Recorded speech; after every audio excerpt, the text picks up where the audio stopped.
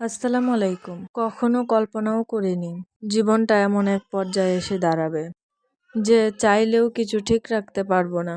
কখনো ভাবিনি চোখের পানি লুকিয়ে রাখতে হবে, সবার সামনে সুখে থাকার অভিনয় করতে হবে। ফ্যামিলির প্রবলেম, একাকিত্ব, বিশ্বাসহীনতা, অসহায়ত্ব সব মিলিয়েই যেন মানসিক রোগীর মতো বাঁচতে হচ্ছে।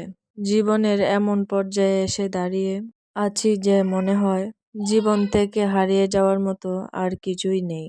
জীবনে কোনো শূন্যতা একদমই নেই, আছে কেবল পূর্ণতা। তবুও জানি এই জীবন যুদ্ধে শেষ অধ্যায়ে আমাকে জয়ী হয়েই ফিরতে হবে। একজন মানুষের জীবনে আসল আনন্দটাই যেন কেবল শৈশব আর কিশোরীর সীমাবদ্ধ। 18 পেরিয়ে গেলেই শুরু হয় হিসাবের জীবন। কে কি দিল, কে কতটা পাশে থাকলো, কে কষ্ট দিল, আর কে না চাইলেও প্রিয় হয়ে উঠল।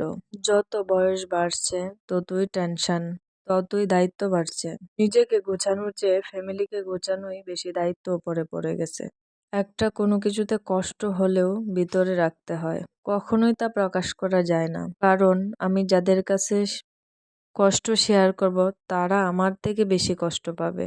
তাই ফ্যামিলির কাছে কিছু বলা হয় না। অনেক কষ্টই আছে ভিতরে চাপা দিয়ে রাখতে হয়।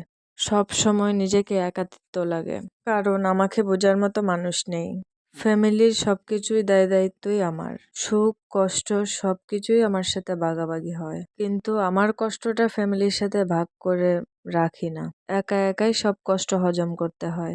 এটার কারণ হচ্ছে আমি ফ্যামিলিকে খুব বেশি ভালোবাসি। আমার ফ্যামিলি ভালো থাকুক, সবসময় আমি এটাই চাই। সর্বদাই ভালো থাকুক, এটা আমি চাই। কোনো দিক থেকে যাতে আমার ফ্যামিলি কোনো কষ্ট না পায়, আমি সেই দিক থেকেই ফোকাস করি। আমার কষ্ট হলে হোক, আমার ফ্যামিলির যাতে কোনো কষ্ট না হয়।